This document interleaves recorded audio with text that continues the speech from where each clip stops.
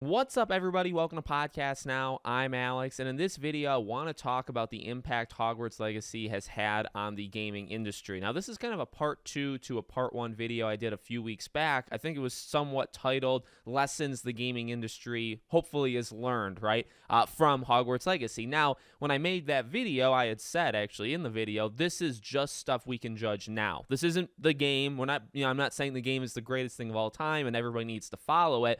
But how did they handle things? How did they handle the community? How did they handle the gaming press, right? How did they handle really the controversy? I looked at those kind of things, and I had said in that video, we'll see when the game comes out if it can do anything else that's kind of, you have to look up to Hogwarts Legacy in the future. Other games want to strive to be at. Now the game is out. And, well, number one, now we can judge it, right, on the quality of the game. We can look at sales. Sales are a little difficult because they haven't necessarily said anything, but we can look at numbers that are being shown, like on Steam database and stuff. There's definitely some evidence, right? So last time, again, I talked about the communication. Fans were the main thing and the focus on the fans. And I also talked about the controversy, that it wasn't working, the boycotting. Not to say that you're not allowed to not play the game or not like the game, right? My message has literally, for 4 years, always been, if you want to get it, get it. If you don't want to get it, don't get it, right? But don't step over that line and start to insult people one way or the other. And that's what we saw, obviously, a ton of, but now it's kicked up to a whole new area. So back a few weeks ago, game selling well. It's at the top of all these charts. And so, again, the message being how it's impacting the gaming industry, I don't think people care. They seem like they care, right? When you go on Twitter, when people are talking, it seems like some people care. Does it actually matter? And I guess matter meaning all these people talking about if you do this, then you're that kind of person. Does that influence anything? And the answer is really no. I think it influences people's kind of emotion, right? Maybe people are more afraid to stream it. But yet again, I really think it's only the biggest people that are afraid in some situations to touch this game. I think a lot of people just flat out don't care and are just going to do it anyway, right? So fast forward to now. What are all of the things that this game and Avalanche has impacted on the industry? Well, I still stand on the community thing. This game from the beginning, and maybe it's because they knew that all this stuff was going to happen, was for the fans. And it was talked to the fans about it, right? So you go on Twitter and they do all these posts when they do these gameplay showcases, when they do Universal. They're not flying the IGNs of the world out there for these preview events. They're flying just individual people like the grassroots people that have been there for a while, right?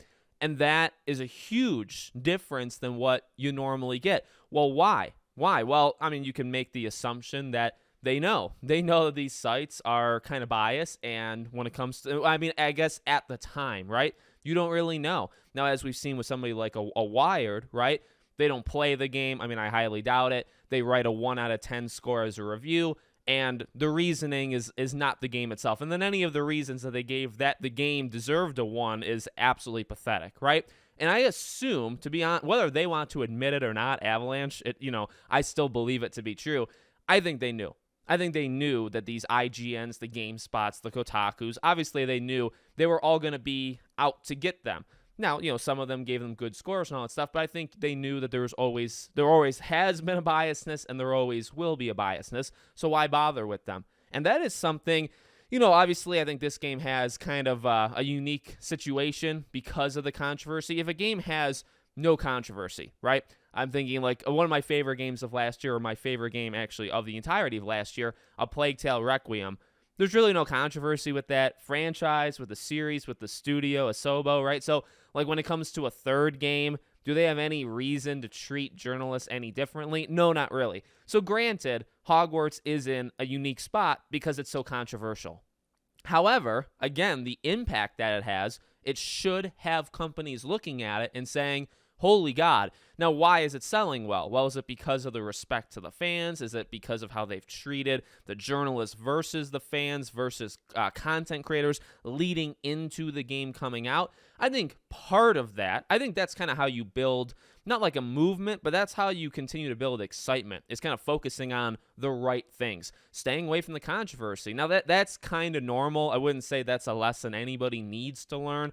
Gaming companies, when there's something like this, well, yet again, I mean, there has been companies post statements, right? They stand for certain things. They don't stand for other things. I just feel like in most situations, companies would avoid this kind of, just like Avalanche has done, right? They've never really stepped foot in the arena. I assume anybody else would probably do the same thing. So that's not necessarily, anything. But then maybe not the gaming, like other companies, right? Other creators in terms of publishers or developers. But in terms of like the flip side, so gaming journalists, gamers, right, the boycotters, all that stuff, what has the impact been on them? Well, I think the impact honestly has been leave each other alone. And I don't think that's gotten through some people's skulls yet, but I do think it probably will as time goes on. Again, the message has always been from me, get it or don't get it, and that's kind of it. But when you step over those lines, or obviously when I'm called certain things, or I see the fans being called certain things, I'll get defensive and I'll step out into the battlefield as I have many times before. So hopefully what's now being shown is, well, for Wired and stuff, so you look at the gaming press first, right? I think they had realized it. And this was a prediction I had made a few weeks ago when we had talked about the, lessons the gaming industry needs to learn. I'm pretty sure that was the video where I said game review sites, they're going to have to make a decision to stick with their messaging, stick with this stuff is bad, thus we're going to ignore it, or we're going to give you bad scores. You need to stick with that, but you need to be very aware that people are looking out for it, and you are immediately going to be identified. And then on the flip side, they could make the decision to actually just review it and play it as a game. Now, we've actually had all different outcomes from that, right? We had sites that have kind of the ending, right, little messaging about J.K. Rowling, or IGN kind of puts like a big little blurb in the middle of their review, but it's not part of their review. It's kind of separate, right? So you had sites do that, but actually review it. I believe, and even though it's kind of funny, that for so long people have been questioning the integrity of game journalists, right? And they all stick together. They all say, well, our review scores, we always give honest scores. We're never told to give it lower or higher. And then as soon as IGN gives it a 9, then you have people coming out of the woodwork to say, yeah, I worked at IGN. We're actually told to not give things low scores. And it's like, wait a second.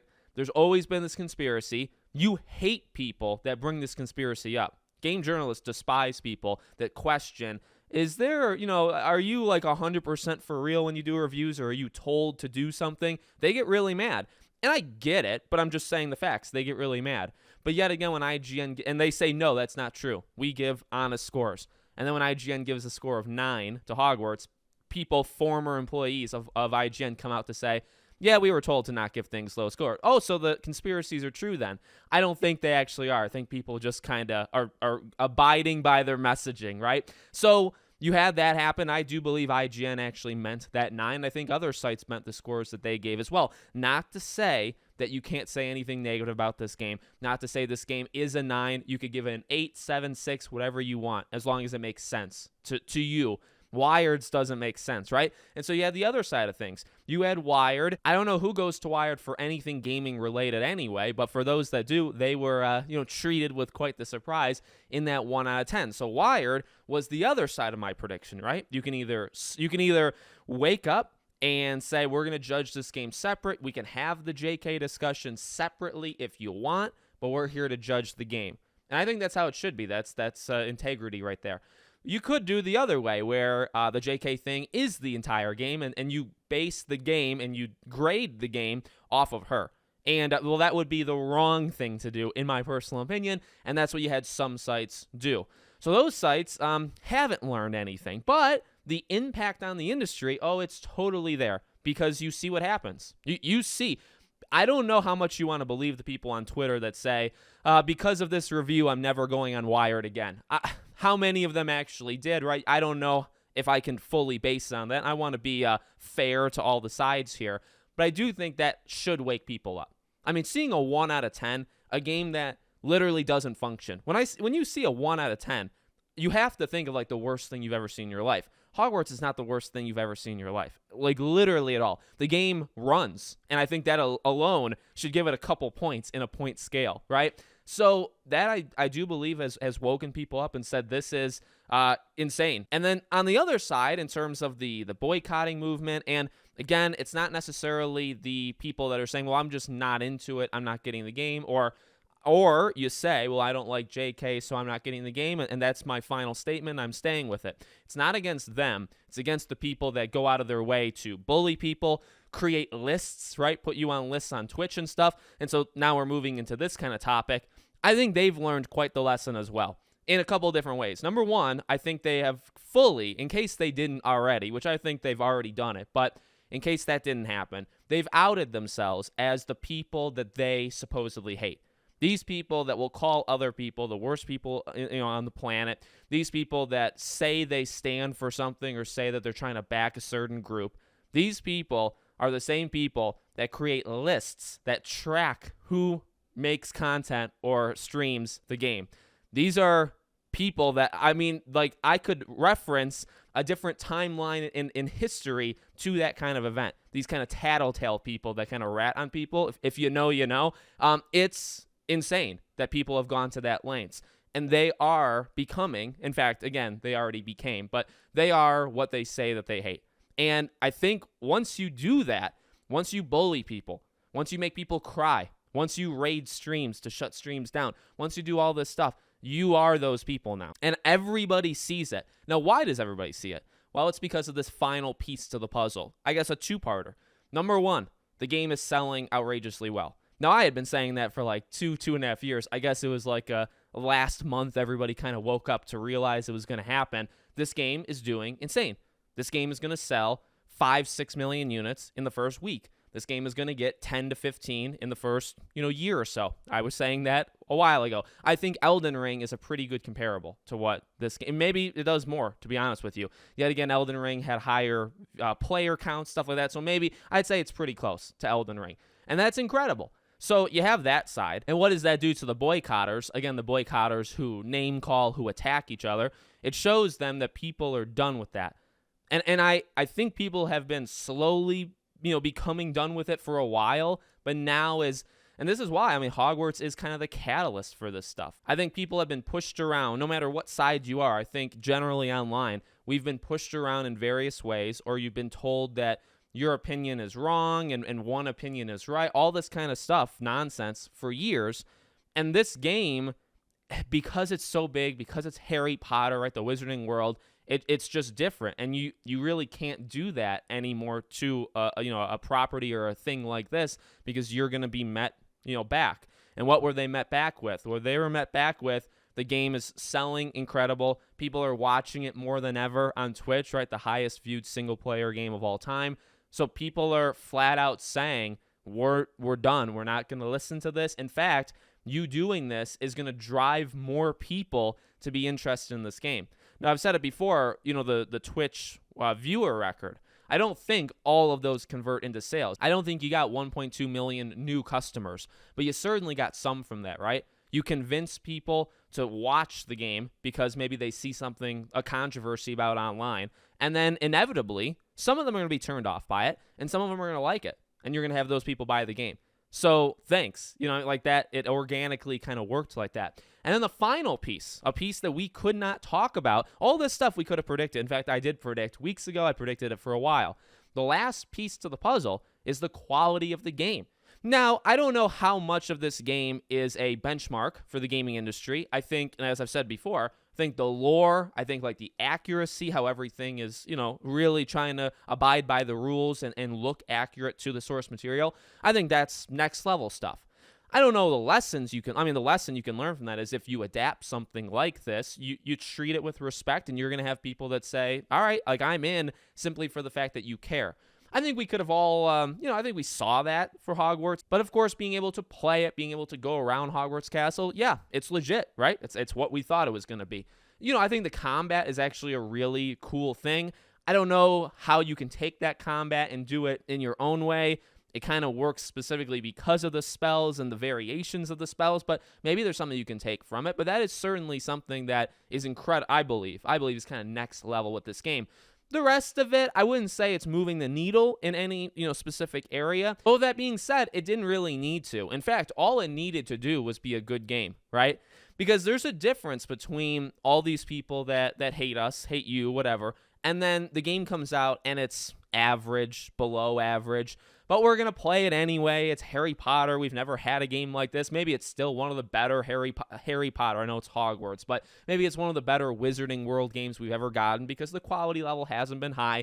But you know what I mean? There's a difference between that happening where you're kind of reluctantly playing it because it's like, well, we've been waiting for it for years. Some people 4 years, some people 2. We've been waiting for it. It's better than most of these games, but it's not, it's not great.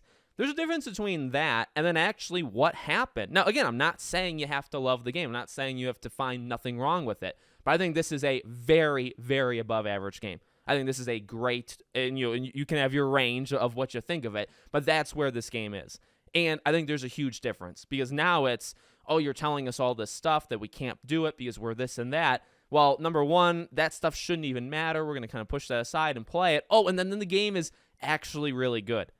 And now I don't know necessarily, Avalanche has kind of always been, it's always been working on the game. They try to push away the noise, just focus on what they're doing.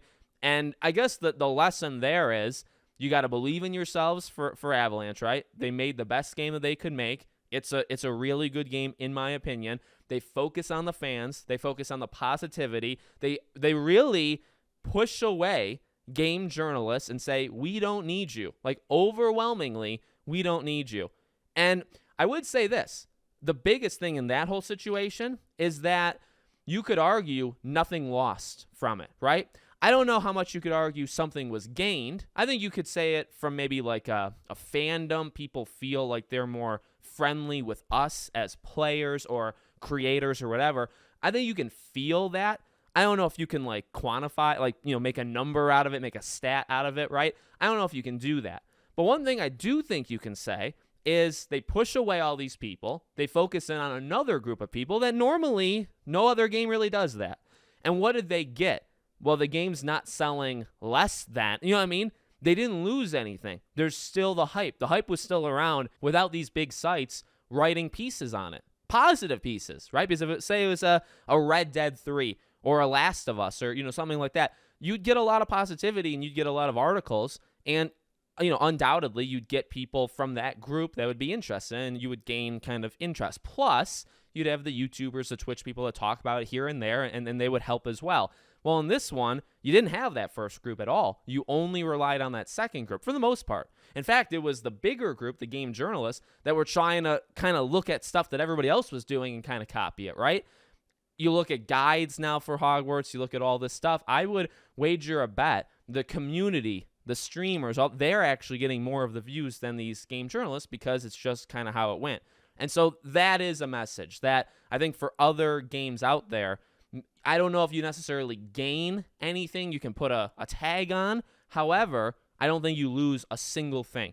And I would argue you gain kind of respect from like a different class of people. You gain this kind of back and forth thing that can be very, very powerful if you care about your fans. If you like fans, if you like the people that are supposed to buy your game, this is probably the best thing to do. I mean, this would be shocking, right? You eliminate the middleman, which is the IGNs, these people that don't really care.